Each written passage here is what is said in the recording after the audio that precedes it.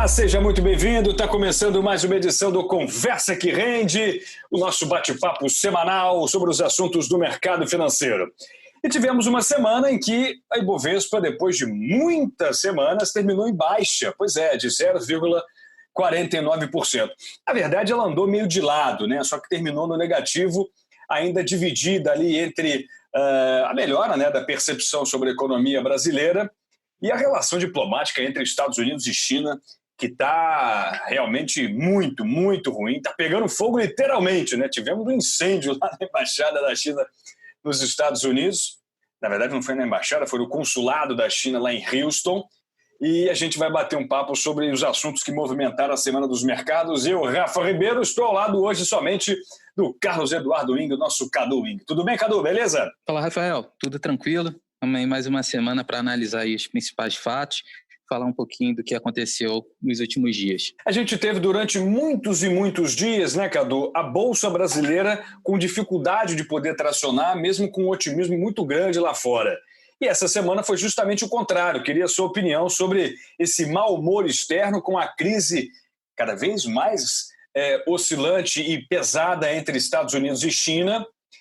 Apesar de bons números da economia na Europa, por exemplo, né, e até no Brasil, e essa boa, rápida e aparente respiro da economia brasileira nesses últimos dias. Como é que você viu a semana? Então, foi mais uma semana, como você bem colocou no início, né, de bastante oscilação. E Bovespa chegou a avançar bem, bater ali acima dos 104 mil pontos.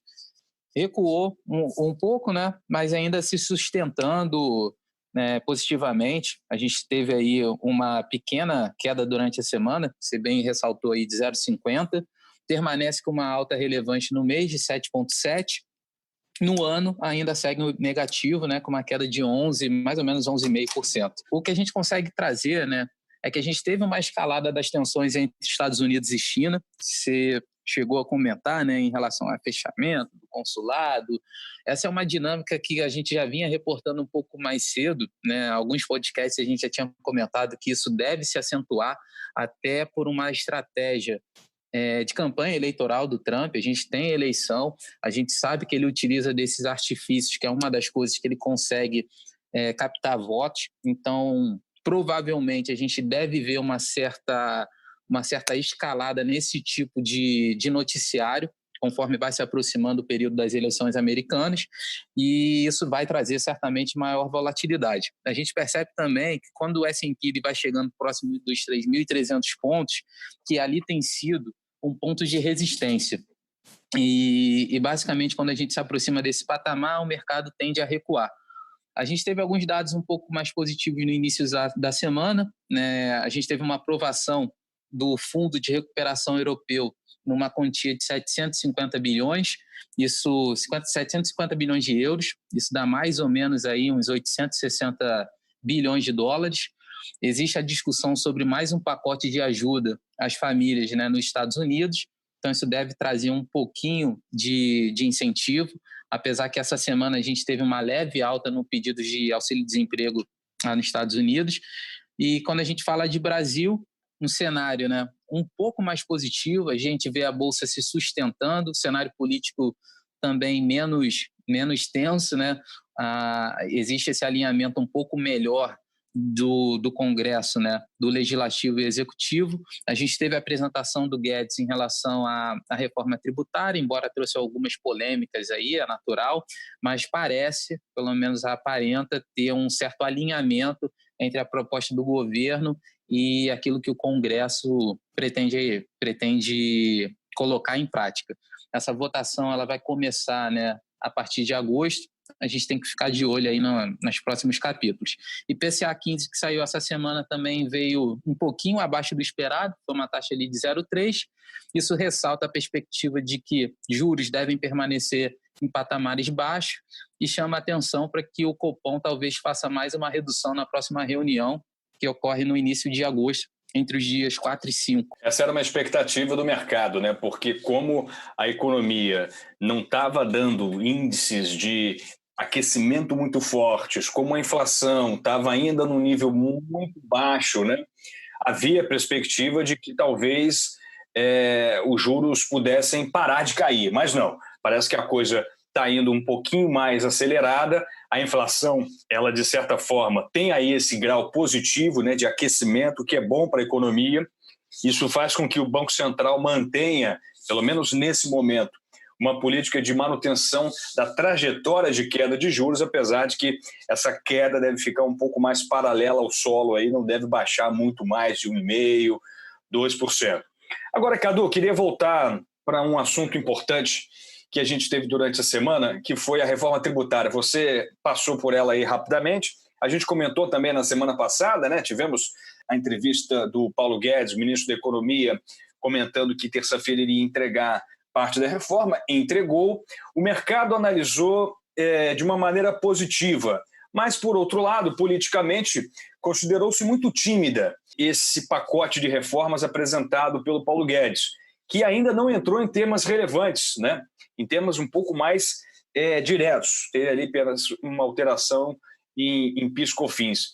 Como é que você está analisando o mercado para os próximos dias, conforme essa reforma tributária vai chegando de maneira um pouco mais consistente para câmaras começar a analisar? Você acha que o mercado tende a mostrar mais otimismo ou talvez as diferenças políticas para essa negociação podem fazer com que as bolsas brasileiras e os mercados entendam como um momento de espera e de talvez adequação ao que pode vir? Bom, do meu ponto de vista, eu acredito que se a gente for olhar ali para a Bolsa, no dia mesmo que foi feito o discurso, a gente não percebeu nenhuma movimentação, uma mudança ali conforme a notícia ia sendo passada, né? Como em alguns casos a gente via uma certa euforia, uma certa preocupação, o mercado avançar muito ou recuar, né? A gente não percebeu nenhum movimento nessa magnitude. Aparentemente, o que se percebe é que talvez seja uma estratégia política em se trazer uma reforma que seja plausível de aprovação. Então, evitar temas muito polêmicos e tentar fazer aquilo com que você consiga traçar uma aprovação, né, dentro do Congresso. O que é uma estratégia, Cadu, falando de um viés mais político, que é até mais a minha praia, é uma estratégia até mais interessante e madura do Paulo Guedes, né? Porque ele teve um aprendizado duro na reforma da Previdência, que teve lá os seus problemas nos primeiros dias, né? Então, foi politicamente uma estratégia até um pouco mais amadurecida e, com certeza, mais bem aconselhada da equipe econômica, né? Então, talvez os ruídos políticos possam ser menores. Exatamente, porque até esse embate, se a gente for analisar, né, lá no início do governo, se imaginava que a aprovação da reforma da Previdência seria uma coisa muito rápida, se falava em 3 meses, e a gente viu que todo aquele conflito ele se estendeu para que conseguisse levar primeiro para a votação e conseguisse uma aprovação, acabou levando muito mais tempo do que era desejável. Então, às vezes, é melhor você fazer pequenas reformas, mesmo que não seja ideal, mas que você consiga progredir e fazer avanços. Então, já é alguma coisa positiva. Acho que o mercado também está vendo dessa forma. Acho que o governo está aprendendo a lidar um pouco mais com essa questão do Congresso, né? A gente já tinha comentado antes também, acho que houve, desde esse alinhamento com o centrão do governo, sem entrar em linhas políticas aqui, do que foi acordado, né? Mas a gente percebe que esses conflitos eles diminuíram. Então, isso também traz um ambiente para que você consiga avançar, mesmo que de forma gradual, mas pelo menos a gente consegue, né, dar algum passo na direção correta. A gente ainda não chegou no que se falava inicialmente, se a gente pegar de tudo que era colocado, né, na reforma tributária, mas já é algum avanço. A gente já começa ali a discutir, não impede que a gente avance também com outras reformas que sejam importantes. Você conseguindo, né, ter esse engajamento entre o Congresso e o governo, né, já traz um ambiente muito mais positivo para que a gente consiga caminhar, né, para uma dinâmica muito mais positiva. Legal. Queria voltar a falar do mercado internacional e esse acirramento das tensões entre China e Estados Unidos, né? Porque a pandemia já trouxe uma recessão econômica das maiores da história. E por mais que os estímulos econômicos estejam sendo acordados entre os países, acontece um problema muito sério e que talvez a pandemia, Cadu, queria a sua opinião, tenha acirrado, né? Que é essa tensão cada vez maior entre Estados Unidos e China. O governo Trump, né, desde que foi eleito, ele vem acirrando, né? Começou com a guerra comercial, a taxação dos produtos, e aí passou até por uma questão um pouco mais ideológica com a questão da pandemia, né? Eles insistiam em chamar de vírus chinês, Kung Fu, flu, né? Kung Flu, imagina. Então, assim, provocando, atacando, desmerecendo muitas vezes o governo chinês, e a China, por outro lado, crescendo as tensões em relação a Hong Kong, né?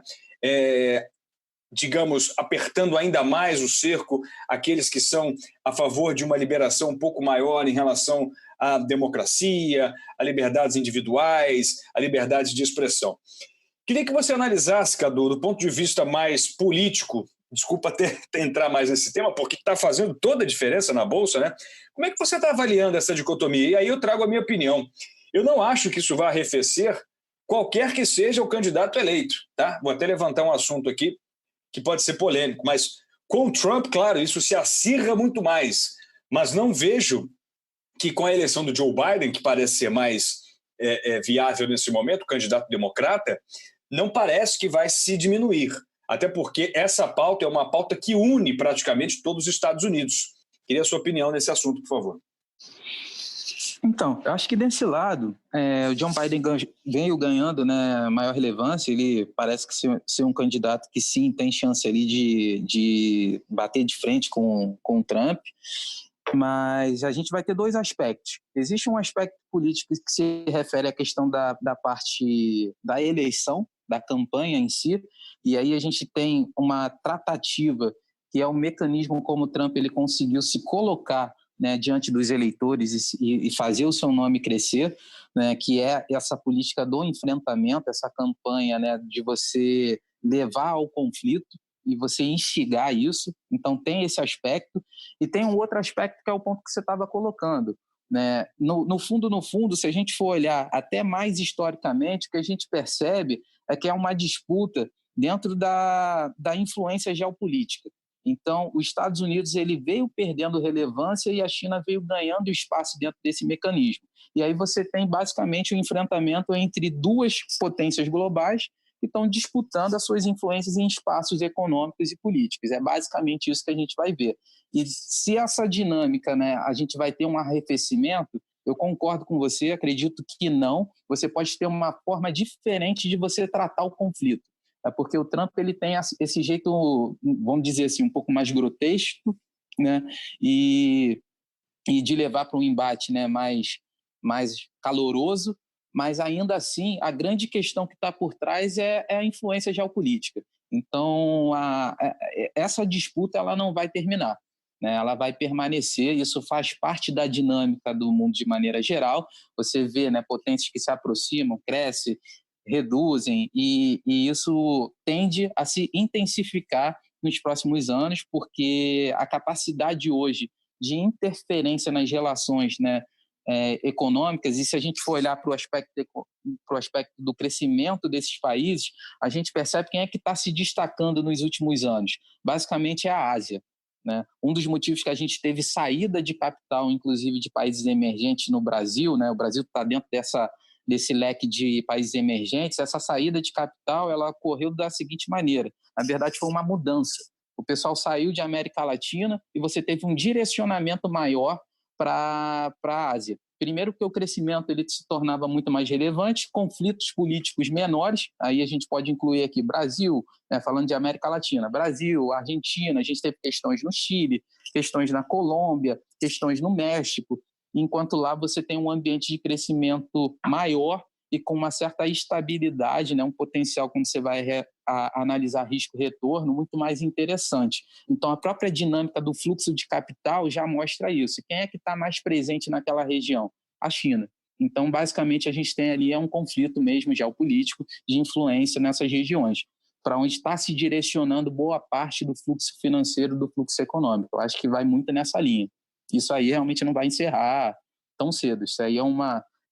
é a próxima região ali, como já foi em alguns momentos ali a América Latina, se voltar muito no tempo lá na colonização, na África, a gente já teve ali o Oriente Médio. Eu acho que hoje a região ali que hoje chama a atenção, ela está ali na Ásia.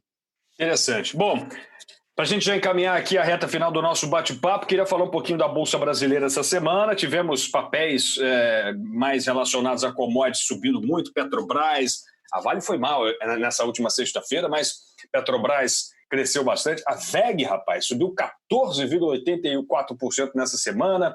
CEMIG, Ambev, enfim, a carteira do Ibovespa movimentou na última sexta-feira 20 bilhões. É um movimento ainda pequeno, né? Sexta-feira a gente sabe que tem um volume menor, mais curto. E, Cadu, não sei se você fica à vontade para comentar esse assunto, mas vou te fazer a pergunta. O assunto da semana foi a Oi. Podemos falar um pouquinho sobre a Oi? Porque muita gente pergunta, muita gente quer saber quais são as informações, será que sobe, será que é vendida, não é vendida?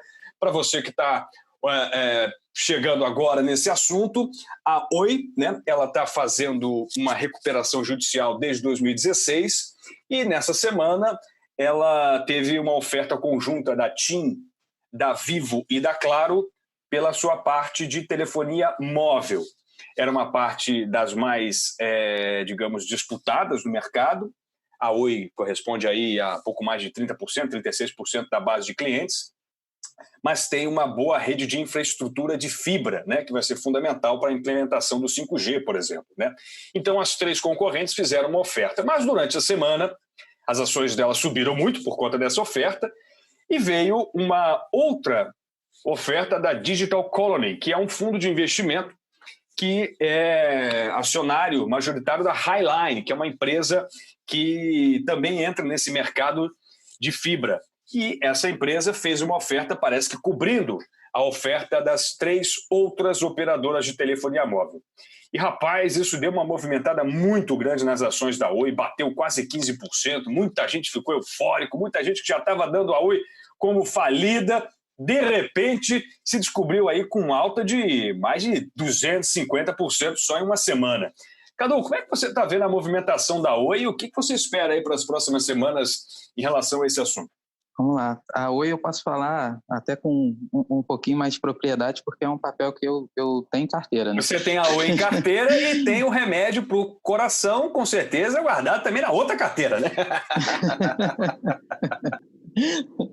A Oi é uma certa aposta com um potencial de retorno bastante interessante. É óbvio que você tem um risco grande. Esse processo de recuperação judicial da Oi já dura alguns anos, a gente já passou por várias especulações.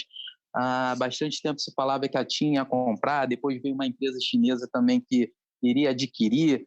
Se falou de até acho que era uma empresa mexicana, não vou lembrar agora mais o nome também. Exatamente. E, Cadu, interrompendo você rapidamente, uma informação que eu acabo de receber, vai repercutir na semana que vem, não sei se você já a tem, o BTG Pactual fez uma oferta por 51% da operação de telefonia móvel da Oi, ou seja, mais um player aí no mercado para sacudir ainda mais esse noticiário. Não estava nem sabendo, estou sabendo agora, em primeira mão. Mas vamos lá. A questão da Oi BR3, né, e basicamente, né, pelo tamanho, pelo porte, pela estrutura que ela tem, a infraestrutura na parte de telecomunicação, é muito pouco provável se pensar que você não venha trazer algum tipo de solução para que ela seja absorvida por algum outro player do mercado ou que seja algum player de fora.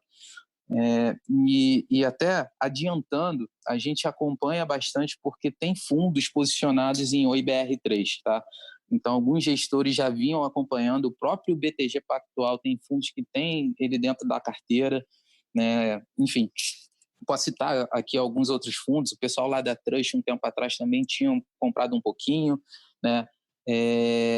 O pessoal lá da Rio Gestão, né, eles têm um pouquinho de Oi BR3 na carteira, então é até um papel que eles chamam que são ativos que eles chamam que podem dar aquela pancada, né? Então você bota um percentualzinho, ele tem um mega potencial para valorização, acredito que possa até dobrar de valor. O que aconteceu anteriormente é que a gente teve um marco regulatório, né, do setor de telecomunicação, que isso também ajudou a você avançar, você conseguir fazer a venda das fatias. A Oi provavelmente vai focar, como você falou, né, na parte de TV, banda larga, e a parte de telecomunicação ela deve ser vendida. Se avaliava alguma coisa entre 12 bilhões para essa proposta. Foi feita no final de semana, né, uma proposta conjunta entre a TIM, a Claro e a Vivo, mas havia uma preocupação também de que isso poderia trazer algum impedimento por parte do CAD, né, pelo órgão regulatório, pela questão da concorrência, de você concentrar demais o mercado. E quando saiu essa notícia mais recente que você comentou, né, isso trouxe até um impulso maior, porque a chance de aprovação ela se torna muito mais plausível, dado que você não estaria aumentando a concentração dentro do setor. Isso daí vai desalavancar, vai fazer com que a empresa, né, ela consiga seguir com o planejamento que foi feito de recuperação judicial, de reduzir o endividamento, de fazer caixa. Então, ela tem um potencial bastante interessante. É para tomar cuidado, porque é um papel que vai continuar oscilando bastante, mas para quem tem perfil de risco, para quem gosta de fazer uma apostazinha de curto prazo, tem algum valor ali que queira colocar, é muito provável que a gente veja uma solução definitiva para esse caso ainda esse ano. Então, um papel que tem um bom potencial para quem gosta de risco, para quem acha que pode botar ali algum valor, tem que tá claro que isso tem que estar dentro do seu perfil. É um mercado de ações, existem incertezas, não estou querendo passar aqui nenhum tipo de garantia de resultado, porém, para quem gosta de risco, para quem quer fazer algum tipo de aposta, é interessante. Já que a gente está falando de ações, eu vou chamar a atenção também já para a semana que vem. Rapidamente, Cadu, deixa eu só dar a informação, eu falei 250%, mas são 275%. A cotação de fechamento da Oi na última sexta-feira foi de 1,65, uma alta de 3,12, e na mínima histórica ela chegou a 44 centavos. Centavos, imagina, né? E no seu máximo ela já chegou a R$6. Então, assim, é realmente um potencial imenso de crescimento, até porque as notícias elas são boas, ao contrário de muito pouco tempo atrás, né? Onde a Oi fechou no ano fiscal de 2019 com déficit de mais de 6 bilhões de reais, enfim. As notícias da Oi estão muito positivas para o lado dela, né? A dívida chegou a ser de 65, agora já tem 20 e poucos, enfim. Tem todo um processo, houve uma mudança de gestão, a governança melhorou, parece, enfim. Então tem muitos aspectos positivos em relação a esse papel. Claro, não estamos aqui em nenhum call, estamos comentando um assunto da semana e talvez tenha sido o assunto mais comentado do mercado dessa semana, né, Cadu? Por isso, ele foi trazido aqui por mim para a gente bater esse papo. Exatamente isso aí, Rafael. Mas só para adiantar um pouquinho da semana que vem, a gente já vinha falando, né? É bom o pessoal ficar atento, a gente viu a Bolsa andando um pouquinho de lado, lá fora recuando um pouquinho também, e eu tinha alertado que a gente vai começar a segunda temporada, né? Na verdade, a temporada de balanço do segundo trimestre. Começa na próxima segunda-feira, no dia 27. Bem lembrado, teremos grandes empresas, né? Então, isso deve mexer um pouquinho com o mercado. Eu já havia dito, né, que o primeiro trimestre as empresas ainda apresentaram resultados muito positivos, já que o Brasil ele entrou um pouquinho atrasado, né? Atrasado não seria o termo correto, mas assim, um pouquinho depois na questão do lockdown. A gente começou isso já do meio para o final de março, então o impacto dentro do resultado das empresas ele ainda não se refletiu naquele primeiro trimestre. A gente vai ver esse impacto muito mais acentuado agora nos resultados que vão vir. A gente deve ter uma diferença para setores de varejo, principalmente ligados à tecnologia, que devem apresentar números muito positivos. A gente já viu altas muito expressivas, mais de 70% de alta no ano, botando nomes, né? A gente está falando de Magazine Luiza, Via Varejo, B2W, enfim, empresas que já tiveram alta bastante relevante, devem apresentar números muito positivos ainda, então pode ser que ainda tenha algum impulso, mas vale ficar de olho para outros papéis que não subiram tanto. E empresas que podem trazer números ruins, em função desse segundo trimestre, né, estarem o mercado fechado, enfim, e isso ainda fazer com que o mercado traga um pouco mais de volatilidade. Isso vai se estender, né, até meados ali de agosto, então vale a pena ficar atento. Na próxima semana também a gente vai ter dados do CAGED, que vão trazer informação sobre emprego do mês de junho, então a gente tem que ficar atento. A gente está se aproximando também da reunião do Copom, como eu falei, que vai ser entre os dias 4 e 5 de agosto, sem ser a semana agora, a próxima. Legal. Bom, Cadu, acho que a gente pode encerrar por aqui esse bate-papo. Eu tenho perguntas aqui da nossa galera, mas vou deixar para a semana que vem. Tem perguntas sobre IPO, sobre CDB, sobre ouro de novo, sobre renda fixa, enfim. Vamos deixar para a semana que vem. Aí a gente destrincha legal o resto desse bate-papo. Obrigado, Cadu. Valeu demais. Até semana que vem. Um abraço, pessoal. Até semana que vem. Muito obrigado a você pelo prestígio da audiência e até a próxima. Valeu. Tchau, tchau.